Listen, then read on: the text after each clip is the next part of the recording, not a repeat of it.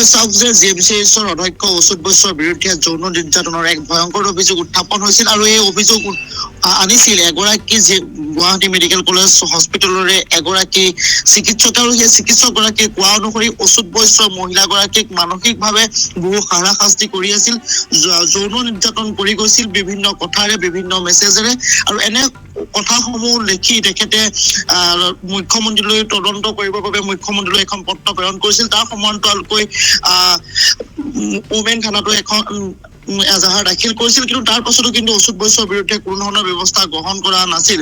অৱশেষত অচ্যুত বৈশ্যক চাকৰিৰ পৰা নিলম্বনৰ বাবে পত্ৰ প্ৰেৰণ কৰিছে মেডিকেল শিক্ষা বিভাগৰ সচিবলৈ।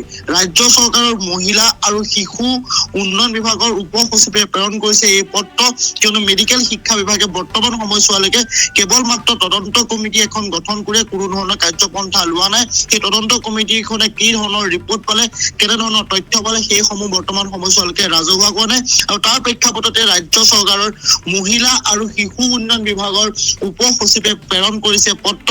প্ৰধানমন্ত্ৰী কাৰ্যালয়ৰ হস্তক্ষেপতে অচ্যুত বৈশ্যক চাকৰিৰ পৰা নিলম্বনৰ বাবে এই পত্ৰ প্ৰেৰণ কৰা বুলি আমাৰ হাতত খবৰ আহি পৰিছে, কিয়নো জিএমচিএইচৰ এগৰাকী মহিলা চিকিৎসকক অচ্যুত বৈশ্যৰ বিৰুদ্ধে আনিছিল যৌন নিৰ্যাতনৰ অভিযোগ।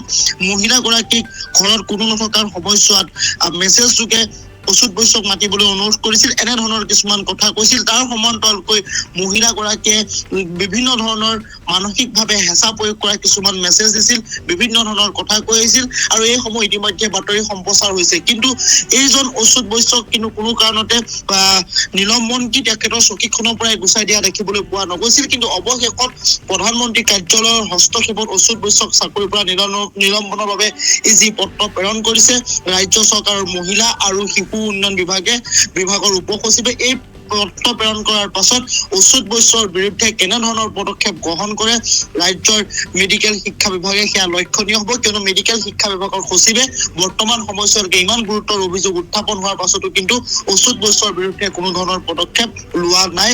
আৰু অৱশেষত ৰাজ্য চৰকাৰৰ মহিলা আৰু শিশু উন্নয়ন বিভাগৰ উপ সচিবে প্ৰেৰণ কৰা এই পত্ৰৰ পাছতে এতিয়া জোকাৰণিৰ সৃষ্টি হৈছে মেডিকেল শিক্ষা বিভাগত। অতি শীঘ্ৰে হয়তো চাকৰিৰ পৰা নিলম্বন কৰিব পাৰে অচ্যুত বৈশ্যক। আৰু অচ্যুত বৈশ্যৰ বিৰুদ্ধে ইতিমধ্যে আদালততো গোচৰ ৰুজু হৈছে আৰু আদালততো ইতিমধ্যে গোচৰটো চলি আছে।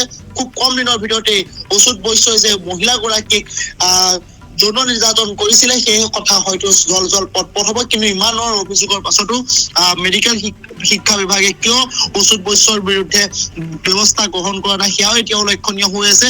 ৰাজ্য চৰকাৰৰ মহিলা আৰু শিশু উন্নয়ন বিভাগৰ উপ সচিবে প্ৰেৰণ কৰা পত্ৰৰ পাছত মেডিকেল শিক্ষা বিভাগৰ সচিবে কেনেধৰণৰ পদক্ষেপ গ্ৰহণ কৰে সেয়া হ'ব লক্ষণীয়। অভিলেষা হয়, নিশ্চিতভাৱে সমীৰণ, যিহেতুকে মহিলা চিকিৎসকগৰাকীক যৌন নিৰ্যাতন চলোৱাৰ লগতে অশ্লীল ইংগিত আৰু কৰ্মক্ষেত্ৰতো কিন্তু বাধাৰ সৃষ্টি প্ৰদান কৰি আহিছিল এইগৰাকী অচ্যুত বৈশ্যই। মই ইতিমধ্যে উল্লেখ কৰিছো যে এইজন অচ্যুত বৈশ্যই কেৱল মেছেজতেই নহয়, যেতিয়া মহিলা চিকিৎসক গৰাকী চিকিৎসালয়লৈ আহে তেনে সময়ছোৱাত কিন্তু তেওঁ যিটো ডিপাৰ্টমেণ্টত কৰ্মৰত হৈ থাকে সেই ডিপাৰ্টমেণ্টৰ সুবিধা যেনেধৰণে সুবিধাসমূহ দিব লাগে তেনেধৰণৰ সুবিধাসমূহ নিদিয়ে, কিয়নো অচ্যুত বৈশ্যৰ লগত ভালদৰে মহিলাগৰাকীয়ে কথা নাপাতে।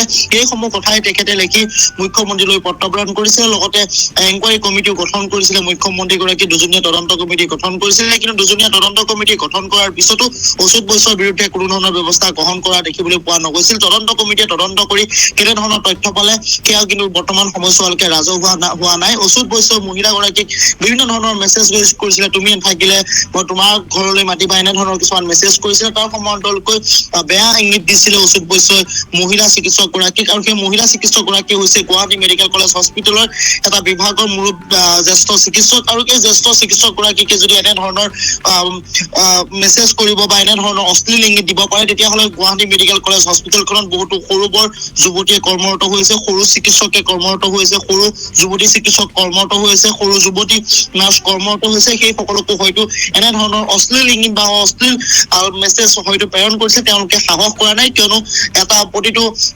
চৰকাৰী ডিপাৰ্টমেণ্টতে এটা কমপ্লেইন বক্স থাকিব লাগে। ছেক্সুৱেল হাৰেছমেণ্টৰ কোনোবা হ'লেই লগে লগে সেই বক্সটোত গৈ পেলাই তেখেতসকলে অভিযোগসমূহ দিব পাৰে। কিন্তু গুৱাহাটী মেডিকেল কলেজ হস্পিটেল সেই যিটো অভিযোগ দিব পৰা বক্স, সেই অভিযোগ দিব পৰা বক্সটো বৰ্তমান সময়ছোৱালৈকে নাই। তাৰ বাবে হয়তো বহু যুৱতী বহুতো মহিলাই হয়তো অচ্যুত বৈশ্যৰ বিৰুদ্ধে গৈ পেলাই এনেধৰণৰ কথা ক'বলৈ সাহস গোটোৱা নাই। কিন্তু এইগৰাকী মহিলাই অতি সাহসী মহিলা বুলি ক'ব লাগিব, সাহসী চিকিৎসক বুলি ক'ব লাগিব, কিয়নো অচ্যুত বৈশ্যৰ বিৰুদ্ধে গৈ তেখেতে মুখ্যমন্ত্ৰীক পত্ৰ প্ৰেৰণ কৰিছে, তাৰ সমান্তৰালকৈ আৰক্ষীৰ কাষ চাপিছে, আদালতৰ কাষ চাপিছে। কিন্তু এই অভিযোগসমূহ কিমান সঁচা কিমান মিছা পৰৱৰ্তী সময়ছোৱাত ওলাব। কিন্তু এই অভিযোগসমূহ অহাৰ লগে লগে প্ৰতিটো বিভাগতে দেখিবলৈ পোৱা যায় এনেধৰণৰ অভিযোগ যদি কিছু ব্যক্তিৰ ওপৰত আহে, লগে লগে সেই ব্যক্তিজনক সেই চাকৰিৰ পৰা হয়তো নিলম্বন নহলে যিটো পদবীত থাকে সেই পদবীটোৰ পৰা আঁতৰাই দিয়া হয়। কিন্তু অচ্যুত বৈশ্যৰ ক্ষেত্ৰত এনেধৰণৰ কোনো ধৰণৰ ব্যৱস্থা গ্ৰহণ কৰা দেখা পোৱা নগ'ল। অৱশেষত এই পত্ৰৰ পাছত কেনেধৰণৰ ব্যৱস্থা গ্ৰহণ কৰে সেয়াও হ'ব লক্ষণীয়। অভিলাষা, নিশ্চিতভাৱে তদন্ত সমিতিৰ নিৰ্দিষ্ট সময়ৰ ভিতৰত কিন্তু প্ৰতিবেদন দাখিল কৰিবলৈ নিৰ্দেশ দিয়া হৈছিল। হয়, প্ৰতিবেদন ইতিমধ্যে দাখিল কৰিছে। সেই প্ৰতিবেদন বৰ্তমান সময়ছোৱালৈকে ৰাজহুৱা হোৱা নাই। কিন্তু সেই প্ৰতিবেদনত কি তথ্য পালে কি তথ্য নাপালে বৰ্তমান সময়ছোৱালৈকে সেয়া পোহৰলৈ অহা নাই। এগৰাকী মহিলাও আছে সেই তদন্ত কমিটিখনত, চিকিৎসালয়খনৰ এগৰাকী মহিলা, তাৰ সমান্তৰালকৈ আৰু অন্য মেডিকেল শিক্ষা বিভাগৰ জড়িত এগৰাকী হয়তো পুৰুষ আছিলে এই গোটেই তদন্ত কমিটিখনত। সেই তদন্ত কমিটিখনে কেনেধৰণৰ তথ্য পালে সেই তথ্য বৰ্তমান হয়তো মুখ্যমন্ত্ৰীলৈ প্ৰেৰণ কৰিছে। আৰু মুখ্যমন্ত্ৰীয়ে প্ৰেৰণ কৰাৰ পাছত এই তদন্ত কমিটিখনে যি তথ্য লাভ কৰিলে সেই তথ্যৰ ভিত্তিত কি ধৰণৰ ব্যৱস্থা গ্ৰহণ কৰে সেয়া বৰ্তমান সময়ছোৱালৈকে হোৱা নাই। কিন্তু তদন্ত কমিটিখনে যদি ভালদৰে তদন্ত কৰা নাই সেয়াও কিন্তু এক প্ৰশ্ন উত্থাপন হৈছে। সেই প্ৰশ্ন আমাৰ নহয়, সেয়া মহিলা চিকিৎসকগৰাকীও এনেধৰণৰ কিন্তু প্ৰশ্ন উত্থাপন হৈছে যে তদন্ত কমিটিয়ে ভালদৰে তদন্ত নকৰে। কিয়নো অচ্যুত বৈশ্যৰ মানুহ বুলি বহুতেই ক'ব বিচাৰে এইসকল ব্যক্তিক, কিয়নো অচ্যুত বৈশ্য অতি প্ৰভাৱশালী ব্যক্তি আৰু অচ্যুত বৈশ্য অতি প্ৰভাৱশালী ব্যক্তি হোৱাৰ বাবে একেখন চকীতে বৰ্তমান সময়ছোৱাত বহি থাকিব পাৰিছে। আৰু এইগৰাকী প্ৰভাৱশালী অচ্যুত বৈশ্যক কিয় নিলম্বন নাই হোৱা কেৱল সেয়া আমাৰ প্ৰশ্ন নহয়, সেয়া বহুজনৰ প্ৰশ্ন। কিয়নো এনেধৰণৰ ঘটনা ঘটাৰ লগে লগে এনেধৰণৰ ব্যক্তিসকলক নিলম্বন কৰা হয় বা চাকৰি চকীখনৰ পৰা আঁতৰাই দিয়া হয়। কিন্তু অচ্যুত বৈশ্যৰ ক্ষেত্ৰত কিয় এনেধৰণৰ হোৱা নাই?